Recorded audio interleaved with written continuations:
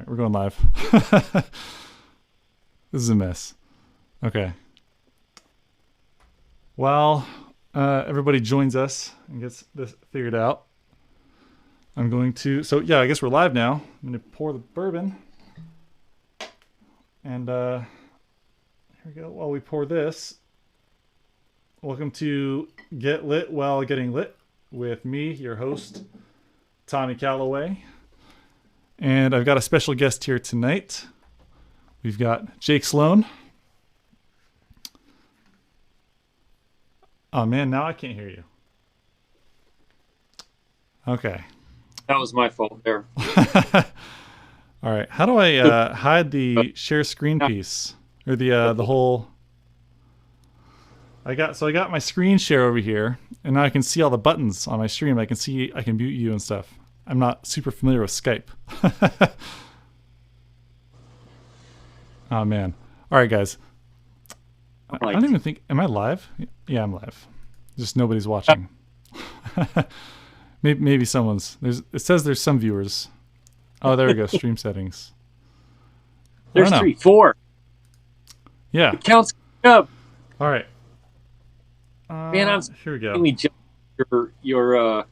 Your roaming camera in the back. Oh yeah. And we got the whiskey over here. All right. If anyone is here, can you hear me and can you hear Jake?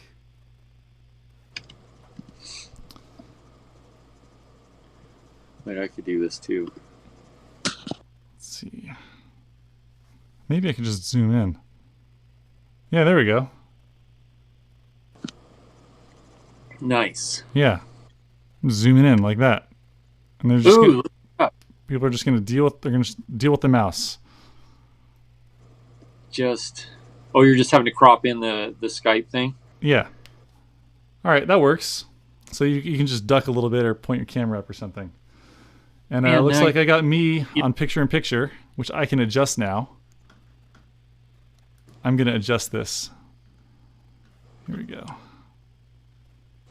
Camera, switcher. It's the DVE, right? Upstream. That's better. There we go. Output. No. Palettes. New layers here. What's up, new layer? We're trying to figure this whole situation out here right now. Niels Code's already finished his cider and beer. Well, Niels, you just got to get more. Dude, have a drink, man. That's what we're here for. Okay, I'm adjusting me now. Welcome to the disaster live stream. This is ridiculous. I can move myself. Here we go. I'm up here now. This is top rate, entertaining, I should be quality on the content other side. right I here. should be over here. And I should be able to crop myself, right? Can I crop myself? Yeah. Mask. That's what I need to do, right? Right. Wait, little talking head on the... Wait, am I going the right way? No. No, I go this way. Okay, no, it's not mask. I don't think it's mask. That's not what I need to do. There. I'll sit off to this side. I'll just be right in the middle. No, I gotta cover you. Here we go. No, this is all wrong. Just keep moving around. I'll just be like all night long. I can drag it. Here, I can cover you there. That's better. Here's what I'm doing. I'm gonna be right here. You slide over to the other side. Okay, so I'm gonna be on this side. Yeah, that's what we're gonna do. Nope. Well, yeah, perfect. No. So I'm trying to adjust this. I'll just be a human slider. I should make myself bigger too. And then I'm gonna move it more to the right. Nope. Here we are. Whatever. See, I think this is why I use OBS, is because Yeah, I guess OBS probably has some good tools for helping people figure out the streams. You can crop and kind of do all this stuff in the back end, but you have to set it all up ahead of time. It's a real pain to try and do it live. Is it? I wouldn't know. Yeah. All right, we're doing it. And then here we go. All right, so I'm going to be on this side. I'm doing this. Here, I'm going to move these around. Here we go. All right. Oh, Jesus. I broke something just now. That whole camera angle now. All right. Oh, I can just Of course, I could just move my camera. I didn't even think about that. Cool. All right. Welcome to Get Lit While Getting Lit. I got Jake Sloane over here. He's joined me on my luxurious podcast with... No, it's not a podcast. It's just a live stream. I'm drinking the bourbon still. And I haven't even started drinking today, surprisingly, based on those settings. But I have a second angle, but I'm not even going to dare touch it right now. Because obviously... I got to re-aim my whole second angle now, because... Hey, you know, you got to do it live. I did it live. Okay. We're all doing it live. All right. While he tells you, or while you watch him struggle trying to set up his cameras, I'll tell you what I'm using to light myself here today. This is my standard setup. It's pretty plain. We've got just the Intelitech LC120 above me. And then I have the Intelitech LC120 with a grid. It's what I use as my regular lighting for my studio all the time. I turn it on with a light switch and it just exists. It's a 3x1 soft light. It's a very, kind of a large, simple panel, a canvas style light. And I have it wall mounted up to my studio right over my desk. So it works great for that. And then over to my side here, we've got the Lupo Super Panel Full Color 60 with a grid on it. It's convenient. I use it a lot. So we're going to use it again today. And then for the color in the back, I'm using the Came TV Bolton Andromeda Slim Tube, which is something I've had for over a year, maybe two and a half years now. It's just the remote looks really dumb, but it works, and I can switch all the colors really easy. It's convenient, it's super lightweight. It can just plug into the wall or be powered by NPF batteries. I just really like it. I've been using it a lot. It's flicker free, high color quality, but I just use it for the colors. And that's my lighting setup today. I think I'm going to go back to this kind of bluey color here. And Jake, you have to tell the viewers what you're using for your lighting setup. Oh no, I went the wrong way. There. I'm totally there. I think I need to move myself up just a smidge. That's the Y coordinates. Awkward thing ever is that I'm like, there we go. Yeah, that'll work. When I do this angle now, it looks like we're talking back to back. Yeah, I like that. Really. Here, actually, I could select camera 2 from over here. Oh, so there we go. The whiskey. All right. That'll work. I got to move it over though. Here, actually, because it's right. On wheels. I'll take a turn talking about my lighting while you fiddle with your cameras. Done. Hey, Gerald Undone is here. Nice to see you, Gerald. Great video today, by the way. Loved it. Go. I can't wait to try out some of the stuff you said to try out. Yeah, I thought about doing a settings video, and then I was like, why would I bother? Gerald Undone is going to do one. Hey, Gerald, thanks for showing up, man. Appreciate you. One. So for my lighting tonight, my key light is an Godox SL60W going through an Aperture Light Dome 2 because the Light Dome 2 is awesome and it doesn't take 3.5 hours to set up and tear down. And then over here I have a tiny little fill light, which is a Falconized SO28. It's one of those little like dishes that has an edge lit LED, puts out really super soft diffuse lighting. And then on this side and on this side are two 4-foot Falconized roll flex LED mats to give me the little edge light rim thing. And then, some little practicals, LEDs and stuff in the background. And my logo that's done LED by Yellow Pop. I really like that logo. I was super excited when it came. I just was like, yeah, it's cool. What does a logo like that cost in neon? Cool. What's that? What does a logo like that cost?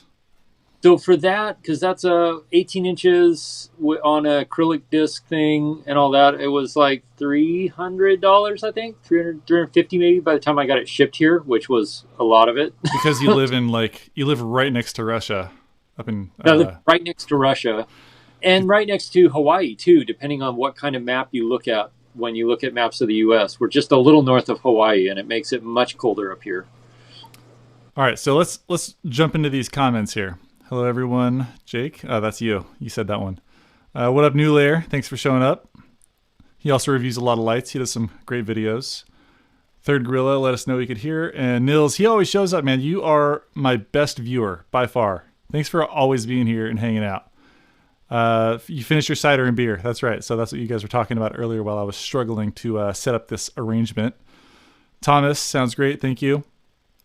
New Layer, he's got a delectable dragon fruit sparkling water. That's right. You don't actually have to drink alcohol to participate in the Get Lit While Getting Lit live stream.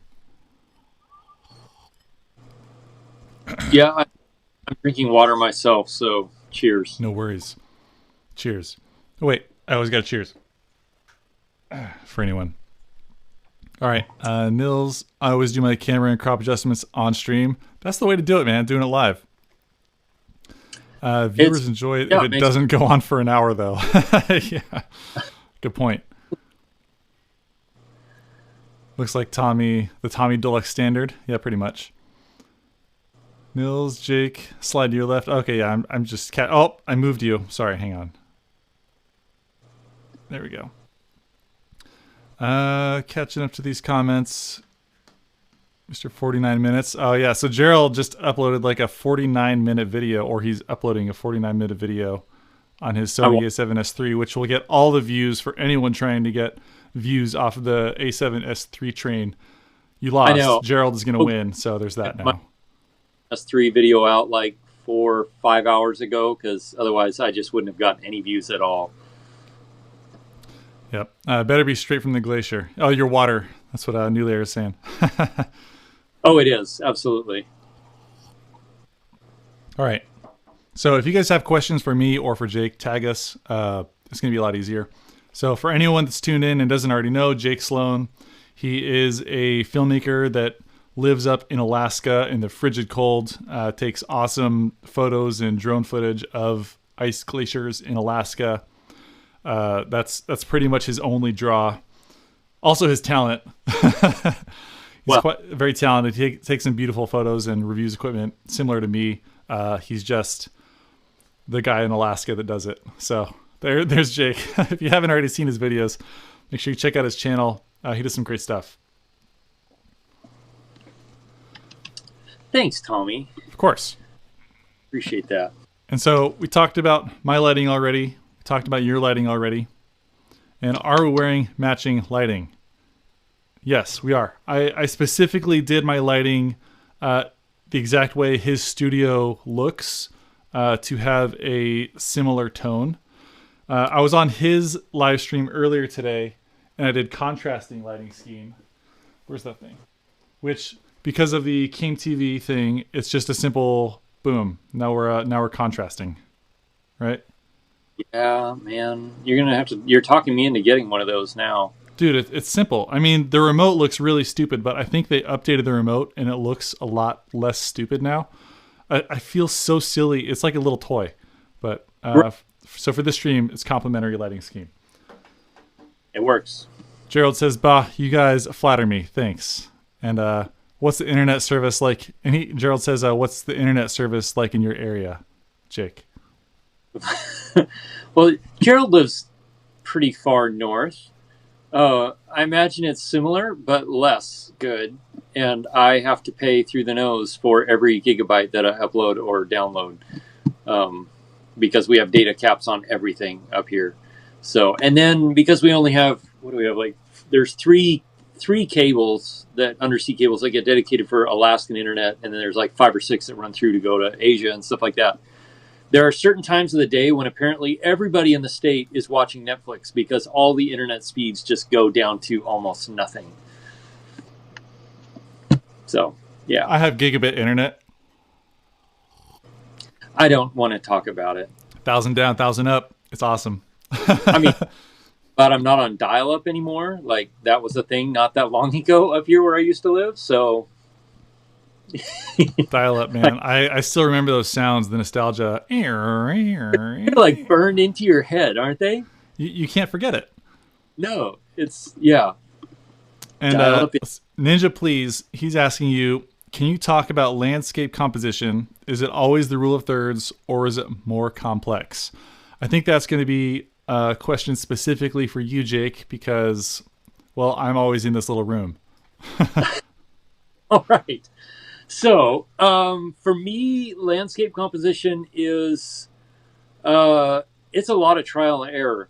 I love leading lines for one. So if I can find leading lines either from a mountainside or a ridge line or something in the frame that has a leading line that brings you to the kind of focus or the subject, that's my first option and my first favorite, because rule of thirds works for a lot of things, but in landscapes it doesn't always. It works less often than I found it works. So then if I can't find any good leading lines, or they're just, it's hard, then I usually try and find something on the third somewhere, like lower third or upper third or something that's kind of the focus point. Those are kind of my go-tos. And actually what I've done a little bit lately and I really like doing is what's the word? It'd be like offsetting negative space with the focus point. So like I'll have a huge empty space of clouds or sky or something like that, but the focus is the opposite of that in the lower third. So if I have like cloud and sky in the upper third, then the focus will be on the lower third. So I guess it's still thirds, but it's like this counterbalance. That's what I'm looking for. Counterbalance of negative space with the subject. And at least a couple of the things I've done lately, that has been where I've ended up, either because I couldn't possibly physically get to where I wanted to go to get the right framing of what I was thinking of originally, or it just fit really well with the photo I grabbed. And a lot of those were like of these lakes I was at up 5,000 feet or 10-mile hike in, where I filmed a whole bunch of A7S3 videos. And they were doing well until Gerald released his 49-minute video today. And Oh, he steals all the views. Well, that's the thing. All right, so let's get into today's topic. Tiny influencers, right? So he's not stealing the views, Gerald. Thank you for what you do, by the way.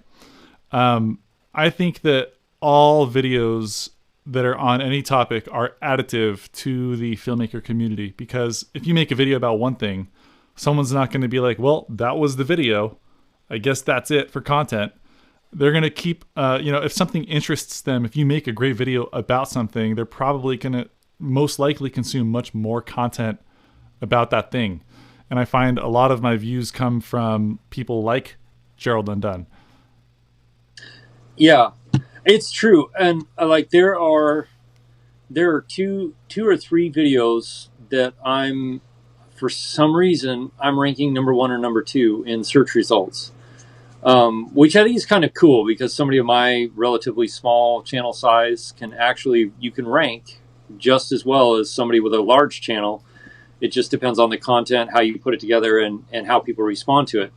I'm not even going to go into how that was, but like when I posted my first A7S3 video, I think Gerald was like the second or third comment on it, which kind of blew me away. I don't know if he had I mentioned him in the video, so I don't know if he had a like Google alert set up or something, but it was like, what the heck? But it is cool, because if I go and watch one of like the A7S3 video that Gerald made way back when they were pre-release, but not on my YouTube account, on like my wife's or something like that, a lot of times I'll see one of my videos is in the suggested for watch next, which is, I think it's pretty cool, actually. Agreed. And frankly, I don't even watch product announcements anymore. I just go and watch Gerald's video, and then maybe later go watch the other Gerald says he usually watches 3 to 5 videos on a topic. Kevin, the basic filmmaker, is here. Hey, man. Thanks for showing up. Nice to see you again. Ninja, please. All of this happened before and will happen again. Nothing is original. Yeah, that's, there's a lot of videos. So you don't have to be first to be the best. That's true. That's super important. I've seen other people create similar comparisons to the way that I create comparisons.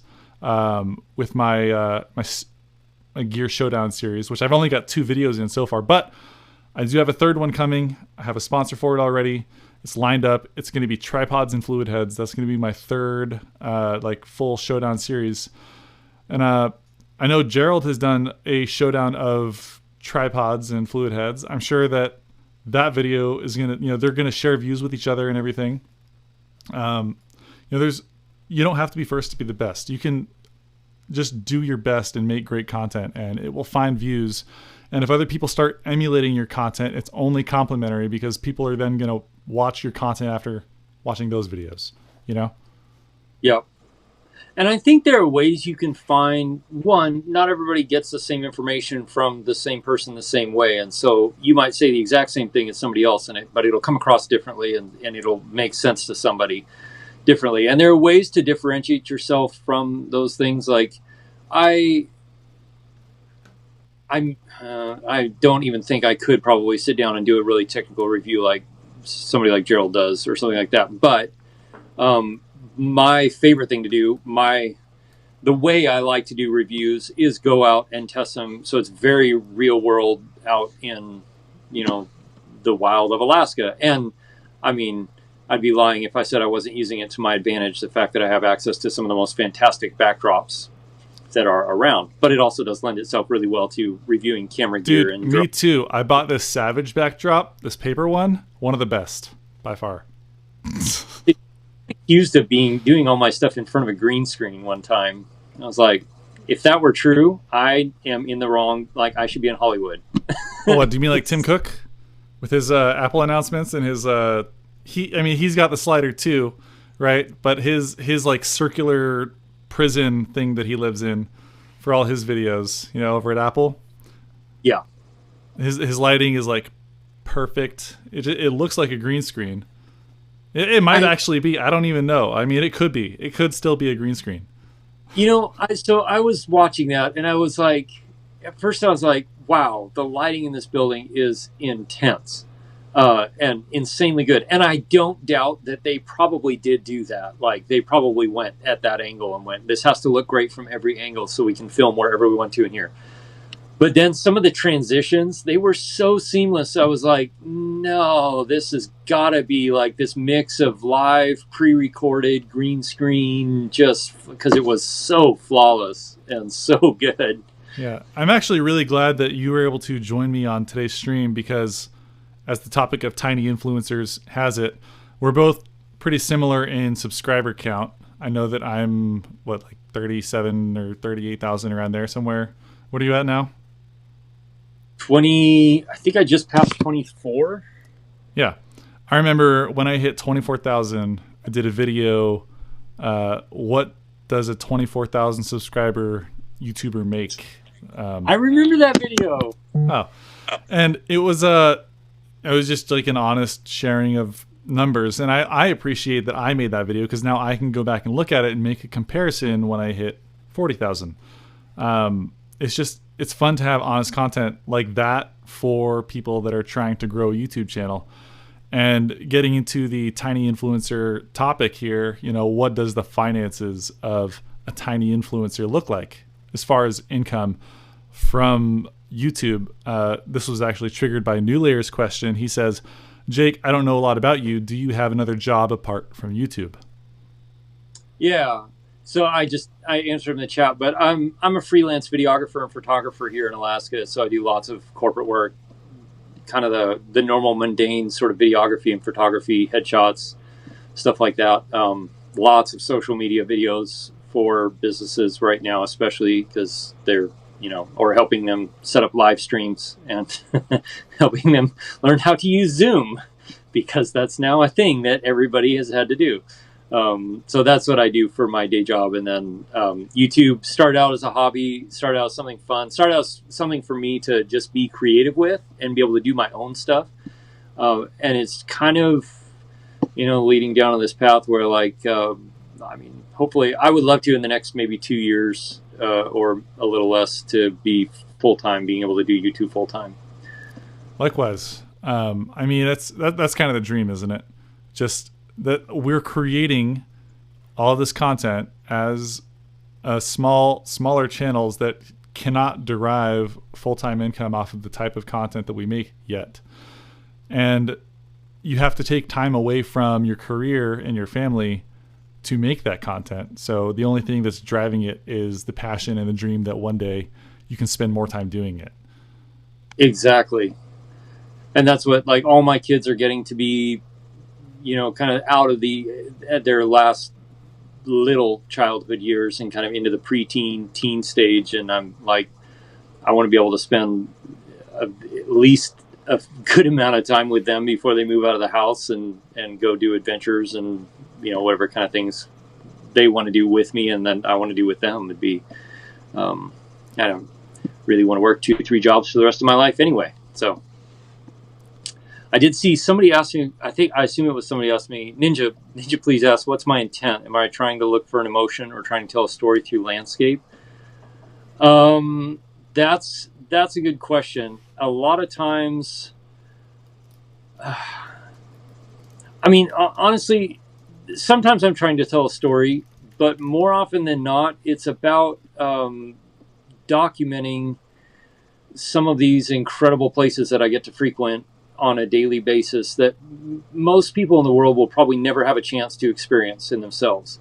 And that's why I actually lean more toward video work than photo work, is because, I love photos and they're a snapshot of a moment in time. But for videos, being able to give a sense of the scale or the effort or the places that I get to go into that very few people probably get to go to in their lifetime, like going inside of a glacier is such a rare Jake, if you can get, because I know that you're trying to film the Aurora Borealis, if you can film the Aurora Borealis from the inside of an ice glacier cave, that'd be cool.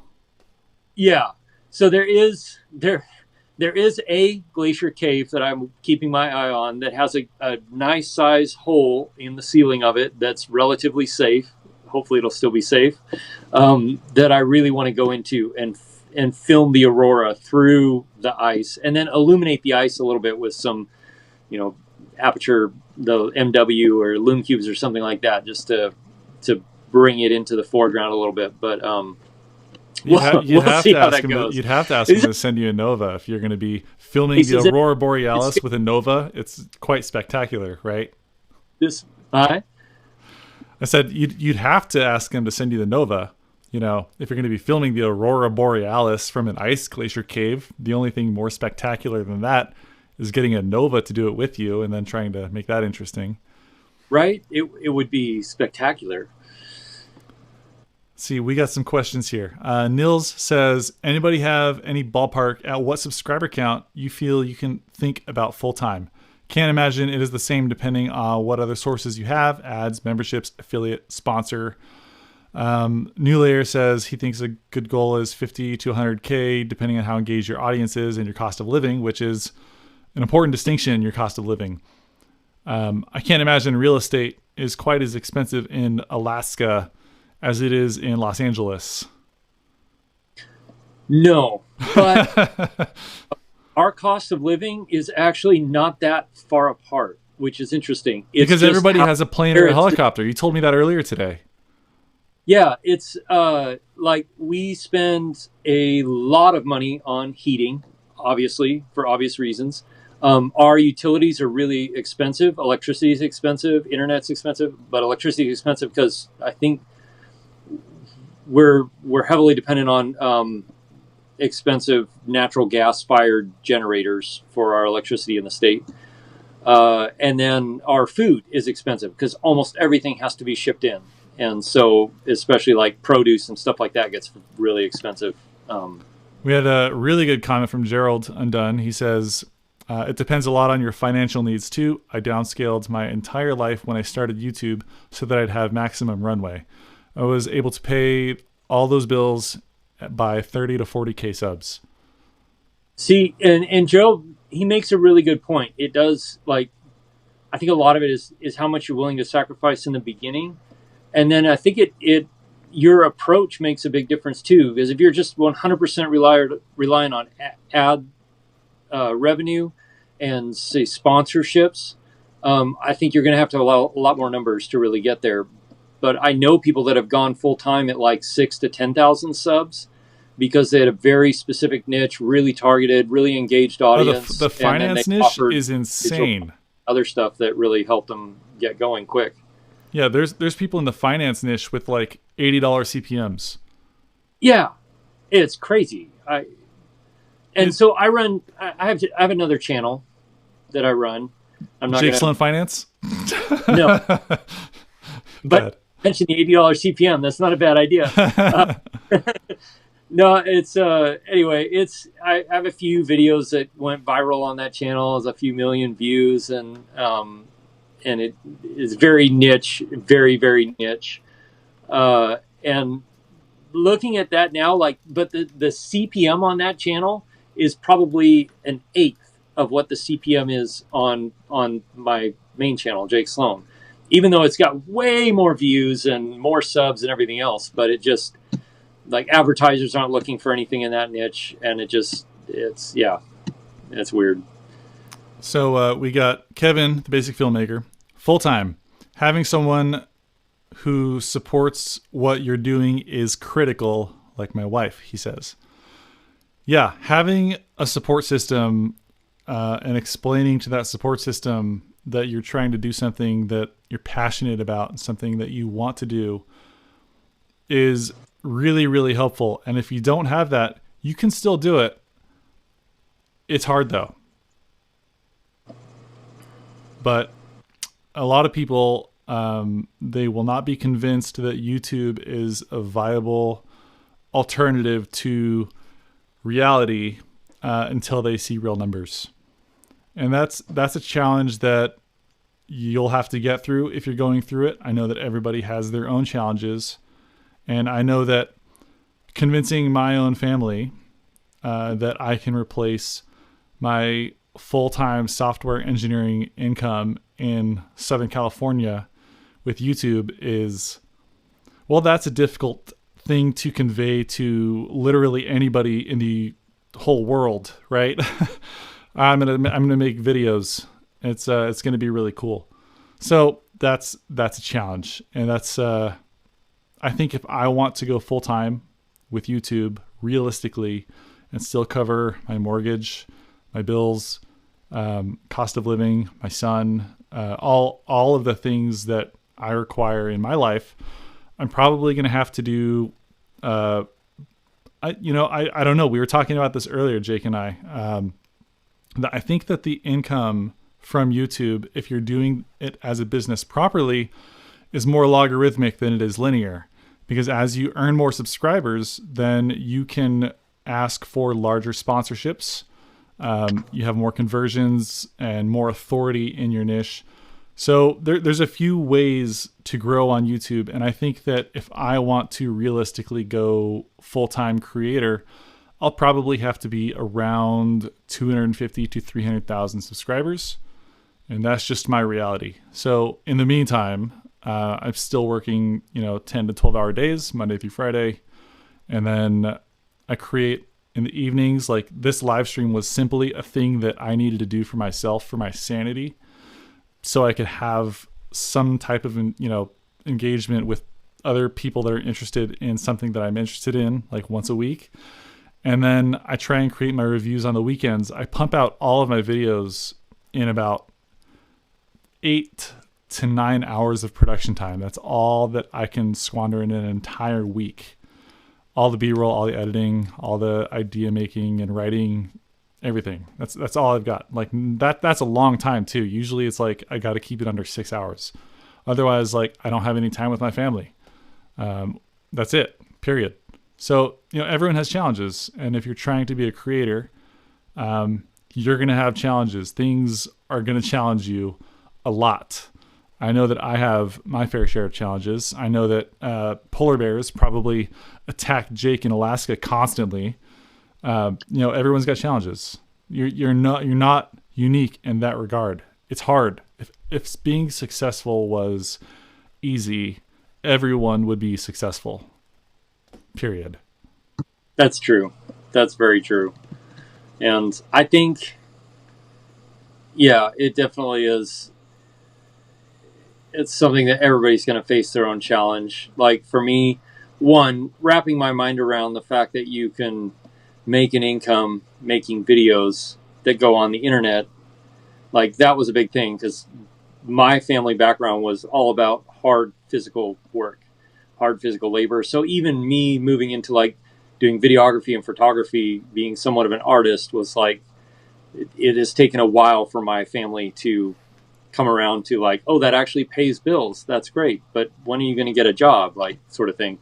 And then going into YouTube has been just completely out of their realm of thought as far as something that is actually work. Um, Oh man, but I totally agree with you. Sorry, I messed up our stream here. I moved go you. for it. You're good. I it's like me trying to tell people I want to be a full-time filmmaker when I have no filmmaking experience and I have not filmed any commercial work. I just make YouTube videos. Like that's does not sound realistic at all Yeah. to any sane person.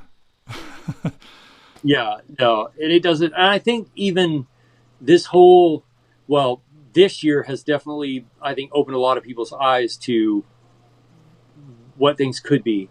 But the whole idea of doing things like doing things that are primarily based online, that are primarily digital, I I think has been such a foreign thought to 90% of the population of our planet right now.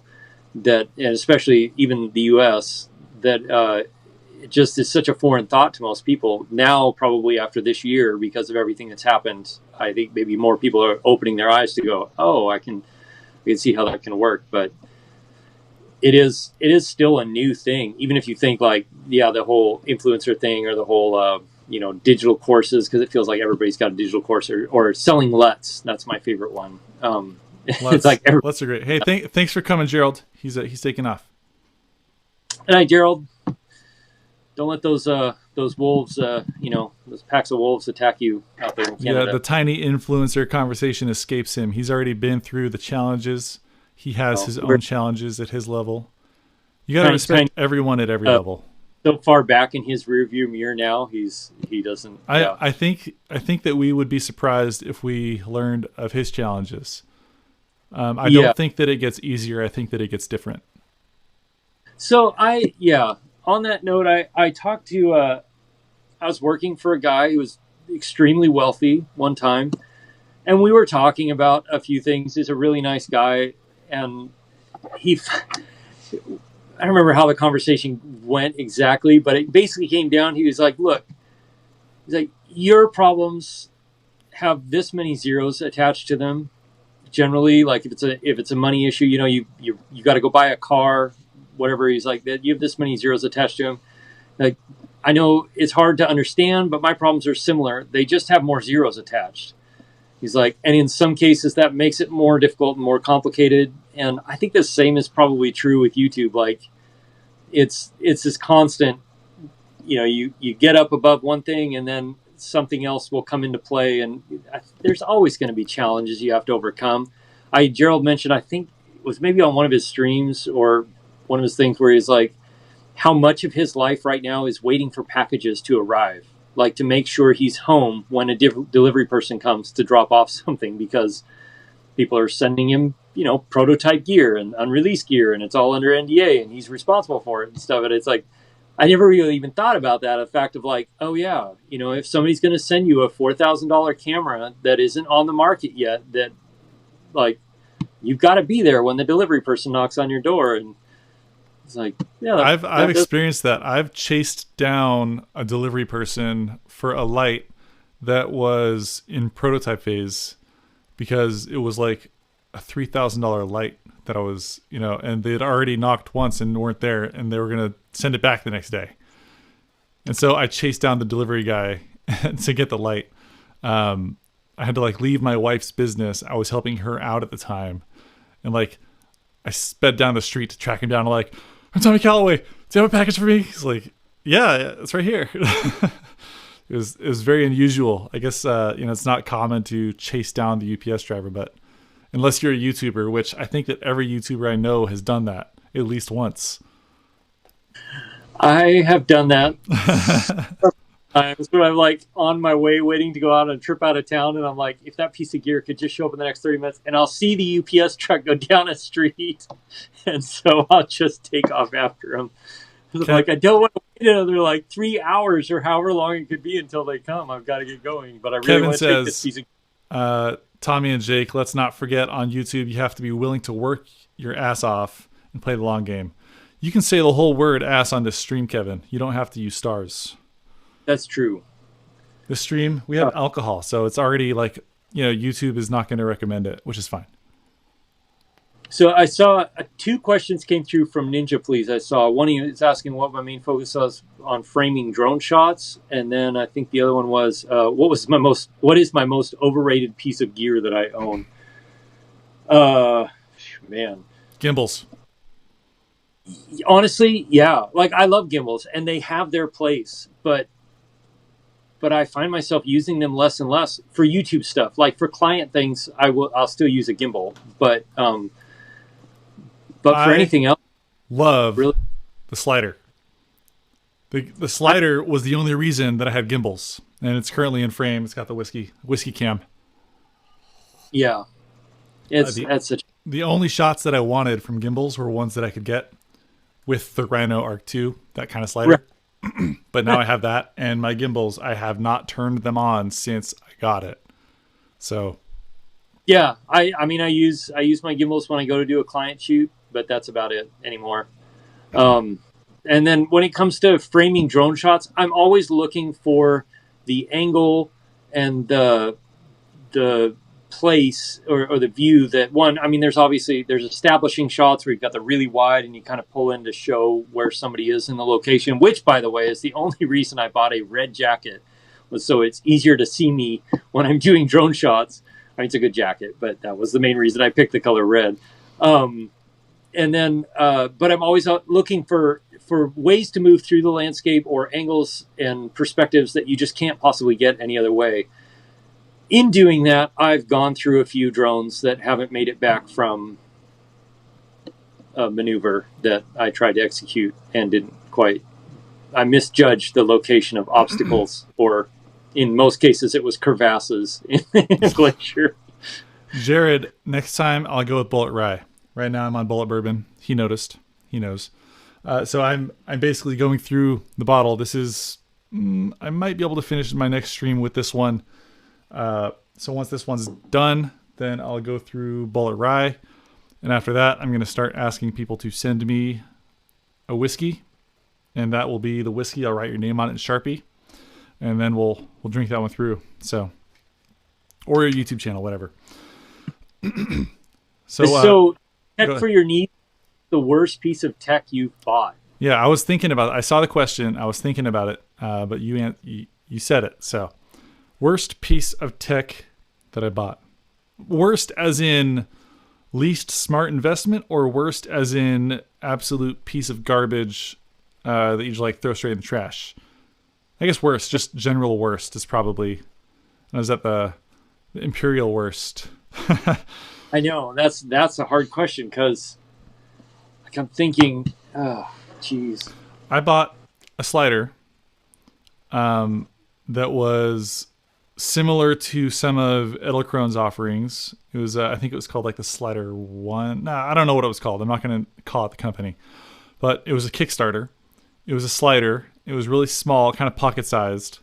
And it was like $200. And I never used it once. You know what? I think mine was a slider too. It was made for, and it's not a bad slider. It was made for GoPros or phones. And it just, like, I used it twice. It was cool. And then I haven't used it since 2.5 years. Same sort of thing. Bought on a Kickstarter deal. And I opened it up and was just immediately disappointed. Yeah. And it was a Kickstarter, so you bought it like 2 years ago. So, it's not like you can send it back. Right. No. And actually, so what I've been thinking about doing, because I'm looking around and this has been an ongoing thought in my head of like, I've got all these little pieces they're not worth trying to like eBay or sell or anything like that. I'm like, I should put together a little like beginner filmmakers kit to give away when I hit 25,000 or 50,000 or something like that. Let me give you my burden. Right, exactly. But just, like it's just some stupid little things, a little light, little microphone, just the little knickknacks that would really help make somebody a little bit better filmmaker, at least from like an audio capturing or lighting perspective. But it's not a huge deal. But again, I just like it because it all just sits here taking up space. I don't use it ever. And we got another suggestion here. Cheap tripods. That's a great one. And in particular, fluid heads. Yeah. There are a few pieces of gear that you should just not cheap out on. Tripods is one of them, because you're going to either buy 16 different tripods like I have, and that's why I've got this tripod showdown coming up. Right? I can't wait to see that video. Me neither. Yeah. Can't wait to make it. And lights are kind of that way too, honestly. Like, you can get cheap lights that are good, but most of the time, like, you get these cheap LED lights on Amazon, and they're like, the color cast is terrible. So here's lights. All right, so let me give you the skinny on cheap lights, right? So there are cheap lights that boast a super high color quality, right? Like 98 CRI. They don't say TLCI, but whatever. You measure them and they look good the moment you turn them on and measure them, but they overdrive these LEDs with too much power, so they output extreme brightness, so they can turn them on, immediately get the measurements, and then turn them off. But if you leave them running for longer than 5 to 10 minutes at 100% power, because those LEDs are being overdriven, they begin to tint and they get a green color cast. And they don't advertise that. They don't tell you about it because you don't see it. You turn it on, it looks good, and they can measure them, and they're all great. But it's like the LED, like, it burns in like a green tingy tint. And so the LED reduces in quality after you use it to its full extent for longer than like 10 minutes. And I noticed this in one video that I did a long time ago. It was on some newer lights, that newer brand. Those are the exact lights I was thinking of. They make some good stuff, but those LED panels that they make, if you put them at 100% power and you immediately start filming a video using them, by the end of that video, you compare that last frame to the beginning one, and you'll see a green color cast. And that's why you pay so much for high quality, high color quality, very bright lights. Yep. It's true. And yeah, like, lighting is something, and I know especially somebody starting out or a kid starting out, they're looking at like, how can I possibly spend $400, $500, $600, $700 on lights, on a light? And you maybe not have to jump in that way. I mean, Godox is putting out some really good stuff that's not up in the $1,000 range. It's like in the $400 range or whatever.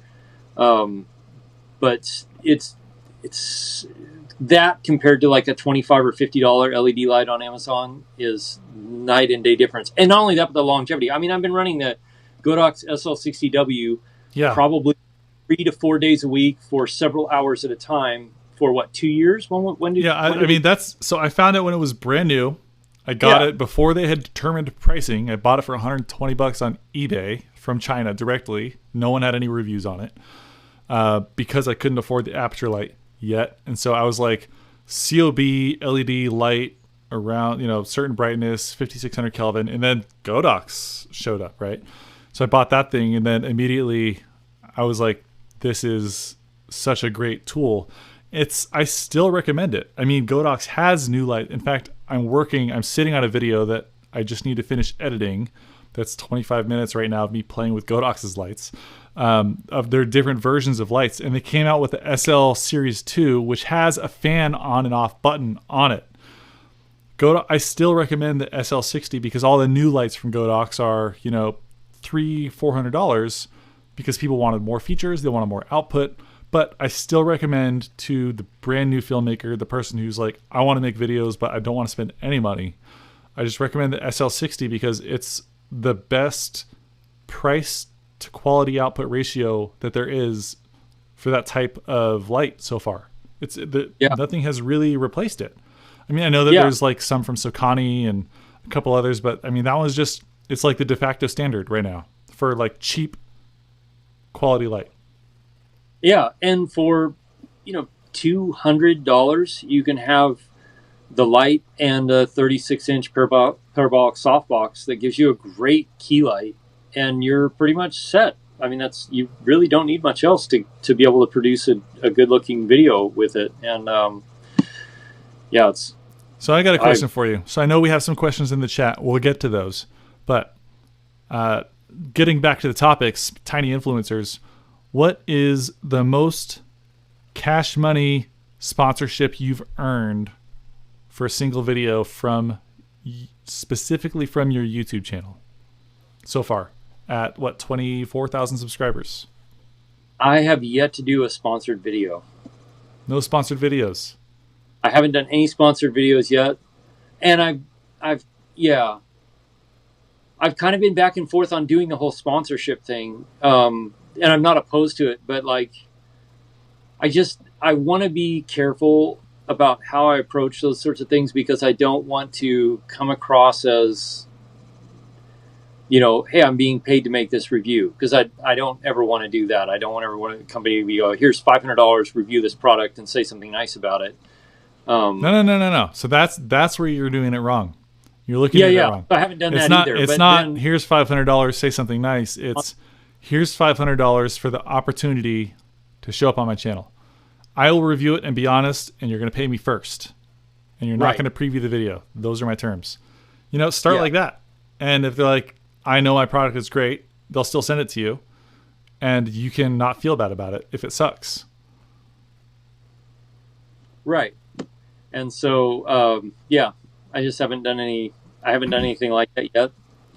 What about, what is it? So follow-up question.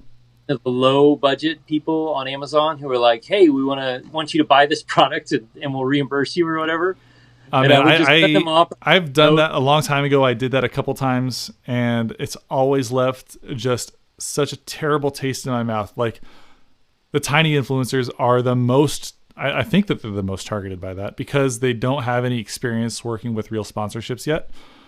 And so they're like a prime audience to like be held hostage with their reimbursement payment and their videos. So they are tempted to make a positive video so they actually get paid back. And that is the first form of extortion that many people will experience, which is the only reason the main reason I will never do that ever again.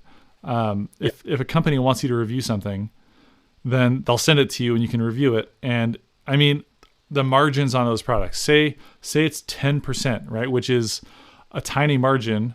Standard margin for a true business should be targeting around 30%, but say it's only 10%. If your video refers 10 sales ever in the next however long it lives on YouTube, they've made their money back. So you shouldn't be looking at it like they're doing me a favor. You should look at it like, I'm exposing 24,000 people to this product. I'm doing you a favor. Do you know how much it would cost to get 5 minutes of watch time from 20,000 people on a video through Google Ads? Probably way more than you're asking for a sponsorship. Yeah. And so, I'm going to start looking at that and approaching that now, especially now that I've kind of hit that 25K mark, I guess. Sometimes, like, if a company sends me an email and there's somebody I would really like to work with, like Aperture or who else? Well, there's a couple of companies that have sent me that, and I'm like, I would love to work with that company and just build a relationship with them anyway. And so we'll work on stuff. I'll still be honest with my review, and they don't get to preview my videos or anything like that. Because anytime anybody asks you to preview a video, they're going to come back with a bunch of edit requests. Like, it doesn't. Speaking of that, a question asked directly to you, Jake, by Ninja Please. Have you ever walked out on a difficult client, the cost not worth the headache? Yes, several times. I think the greatest lesson anybody who's in small business in a service type industry, which I would consider videography, photography, that um, I think the greatest lesson you can learn is saying no. There's always signs early on when a client's going to be difficult to work with, and it's way better to just go, you know what, I don't think we're right for each other or whatever early on than before $10,000 or $15,000 gets involved, and then you have to go and say, I think we need to separate and go our separate ways. Both times I've done that, I I have refunded 100% of their money just so that I could walk away knowing that I did everything possible to make things work, and I also didn't want them to go around saying, yeah, they did this, and that. I left them no room to go around and badmouth me in the community. Saying Um, no is such a powerful word.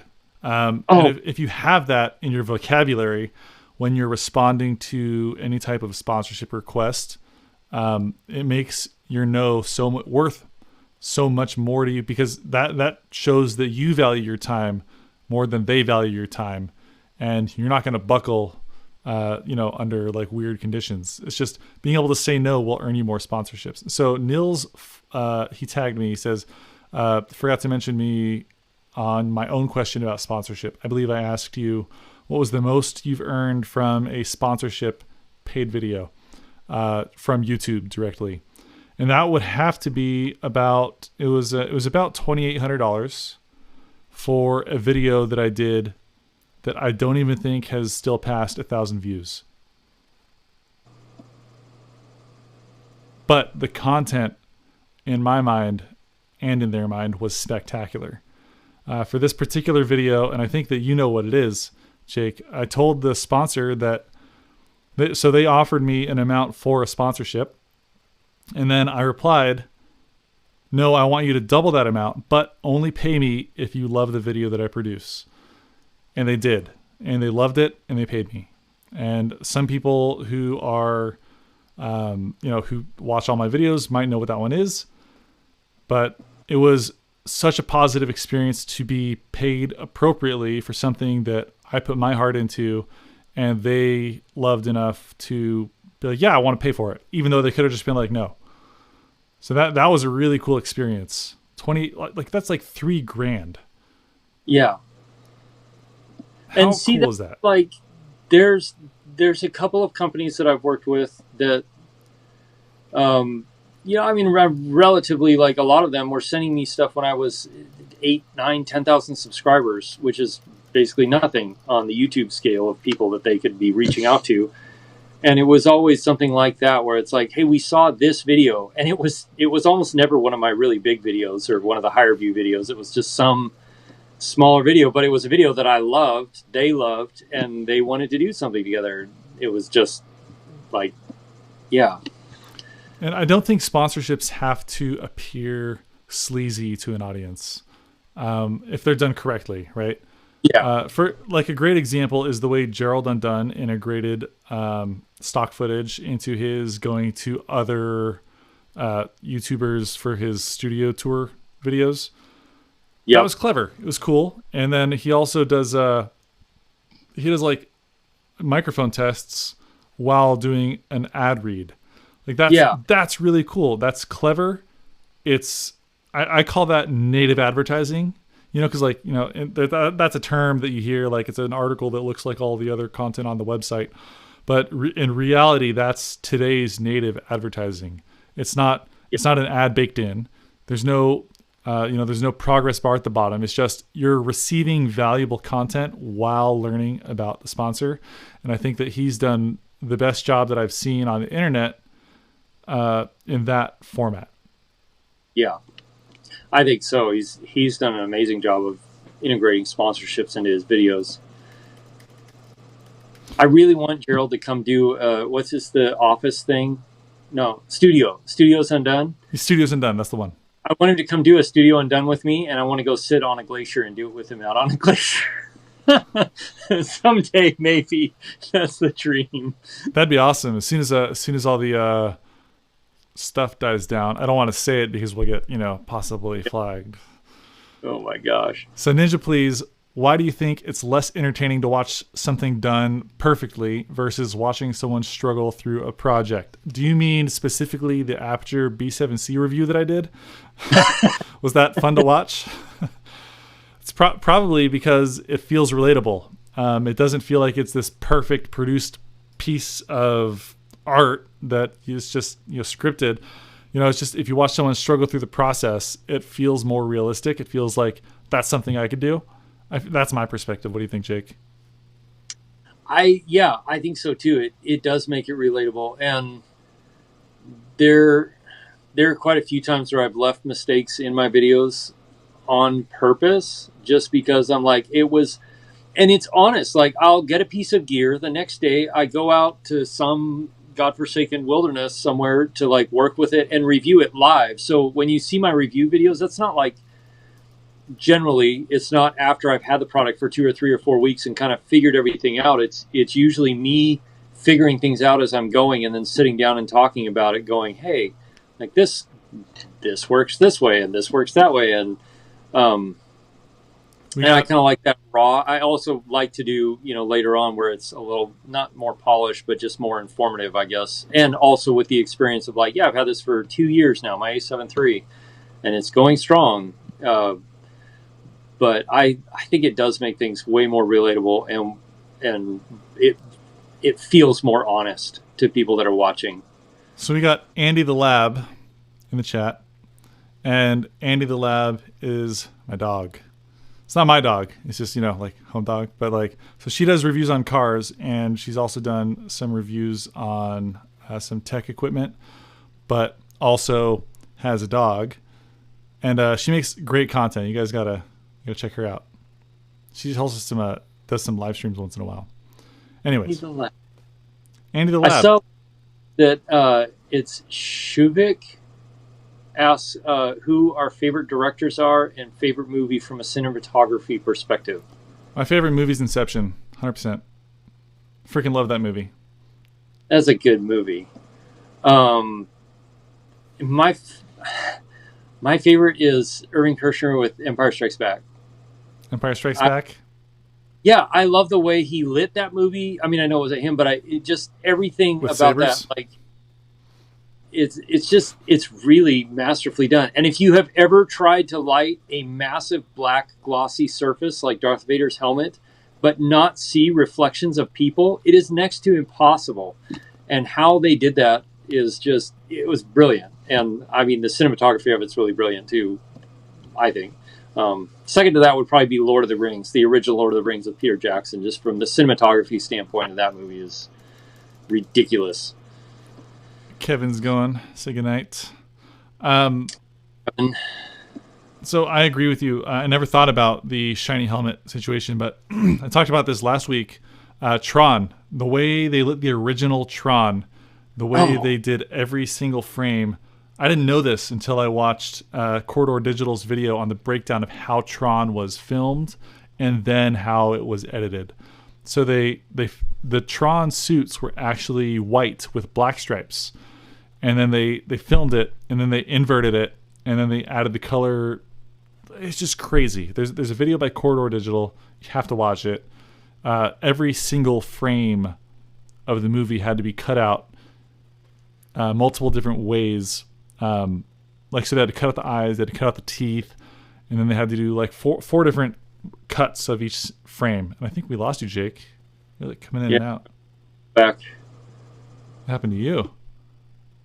My internet. It's just blackness over here. It's the long night is what it is. I have audio. Wait, no, maybe I don't know. I probably have audio in my headphones, but I don't have audio. I'm calling back on Skype now. My laptop died. Let me plug it in. I'm sorry. Oh my god. So I have you, Jake. I have you plugged into a laptop. In the chat. So you're in the chat. I'm gonna just chat in the chat. Okay. Yeah, let me plug this in. So I had Jake on Skype on my laptop, and well, laptop died because I didn't have it plugged in, and we were talking for much longer than I thought we were going to be. It's been like an hour and a half. Holy cow, it has been. But I'll get you signed on here so we can say answer some questions and say goodnight to these fine people. Here we go. Oh man! All right, I got you. There we go. There we go. That background is a picture that I took. If you guys are wondering. There we are. Jake's back. We made it. Yay! All right. Don't somebody say. His light blocking is so good now that he's invisible. That's funny. Another story to tell your future friends. Okay, full disclosure. I love Gerald, but like his new A7S3 guide, it's too complex for a beginner like me. What's the middle ground? There we go. There is a content topic for people like you and me to make videos on. Well, you because you have an A7S III. Me, not so much because I don't own any Sony cameras yet. So my answer would be, Andy, just go with the straight out of camera colors, like no picture profile, creative style standard, and run with it. If you watch the last 3 videos on my channel, that's how they were all filmed. Just the default auto settings of the camera, and it does a fantastic job. Now, I think Gerald, like I watched Gerald's video, and there were times where I was like, oh my gosh, the level of tech that he dives into in those things is amazing. But that's why there's room for people of what clients and 100% of what I do on YouTube, it's not necessary for me. There have been 2 clients that I've worked with that would have asked for log footage in 10-bit specifically because of what they were shooting and what we were, who they were. But other than that, I don't overthink it. I guess is like don't think you have to do all of those things right now. Just that's why there's room for people like you and me after Gerald's video to get those suggested video views, right? Is someone who just watched Gerald's video and their brain is fried. There's still room for the layman to say, these are my 3 favorite things about the A7S III. Talk about those 3 things and just why they like them. And that's a great video, right? I mean, that could sell someone like, you know what? That's what I've been looking for. Purchased. Yep. That people are still looking for all kinds of different videos. Gerald's videos are this one is technically better than this one but the other one, you've seen the video. It's a lot. It covers all the bases, but sometimes that's too much for someone to watch and then make a decision because they'll leave that video having more questions. Right. And that was one of the reasons I did a A7S III versus A7 III video is you got one camera that's basically twice the price of the other camera. One's 2 years older too, but I was like, if you have an A7 III, do you really need to upgrade to the A7S III just because it has 10-bit video or 120 frames in 4K video? You don't really. The A7 III is still a phenomenal creating camera. It's a great photo camera. And it just, I film in 8-bit. Counterintuitive because I should be selling these things with my affiliate links and all that. But, I film everything in 8-bit. So, I mean, it really doesn't make a difference to me to have 16-bit files. It's true. And then you're going to spend 10 hours of your week like color grading and tweaking those files and getting them to work and waiting for your computer to process those files. Like even on the A7S III, like, yes, I do shoot things in 10-bit and in 4K, but I don't do any of the higher end. It's like it's the HAVCS, which is like the base codec in 10-bit. Just because, one, my computer can handle it. It doesn't take up gobs and gobs of memory. I don't have to have 300 terabyte NAS drive sitting here to store all that stuff. And it works. And I could do the 8-bit, but I like the 10-bit just a little bit better because it just shows off some of the more of the colors and the landscapes and stuff that I'm around. But you wouldn't even really have to do that.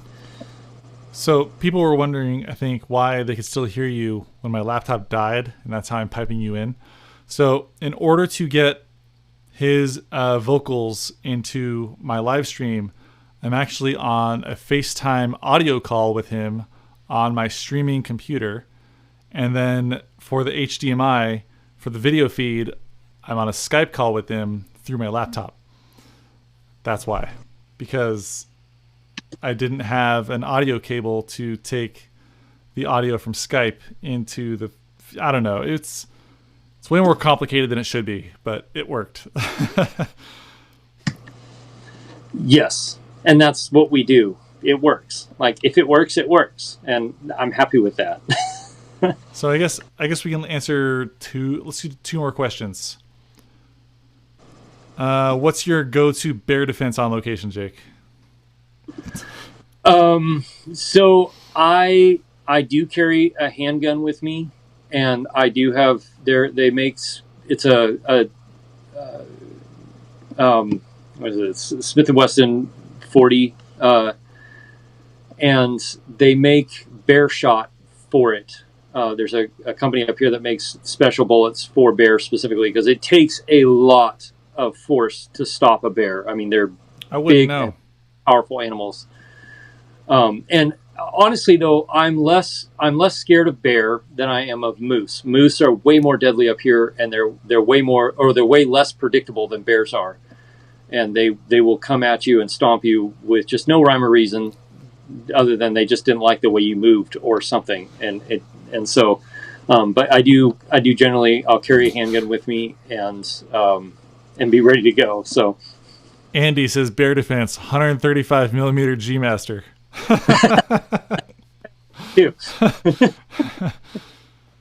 Yeah, the bear mauled him to death, but look at these photos. They were amazing. Great. They were amazing. Look at the dynamic range on the blood. That last close focus distance of the bear's mouth right before. Yeah. Yeah, it looks like he was an O negative. you can tell. Yeah. I mean, so when I was younger, when I was in my early 20s, I did do like guiding trips for bear viewing and fishing and stuff like that. So I've had a lot of close encounters with bears, which is good in the sense that I understand them fairly well, and I kind of know what to look for, and I can also read a bear's body language pretty well. All that being said, I'd rather just not have a close encounter with a bear, if at all possible, because they rarely go well. That'd be actually. So someone suggested you do a video on bear, like cinematographer bear defense gear or something like that. Videographer defense gear for bears. I think the Ronin S is probably going to be in your kit. The Ronin S or the Crane S is a close second contender. The Crane 2S is pretty big and pretty heavy duty. You could probably whack something pretty hard with that. So I think that's going to be it for us today. Thanks, Jake, for coming onto the stream. I'm sorry that it's been such a struggle to get the things set up, but I guess we got it working kind of. Yeah, I'll figure it out more later. Yeah, thanks for having me, Tommy. It was fun. Of course, man. Anytime. All right, I will see you soon. And thank you guys for coming and getting lit with me. And I'm going to do the end screen here, but I mean, it's just covering Jake up now, so it doesn't even make sense. So here we go. Oh, and they got the whiskey can, and here's Jake again. All right, guys. Thanks for watching. We'll see you guys in the next one.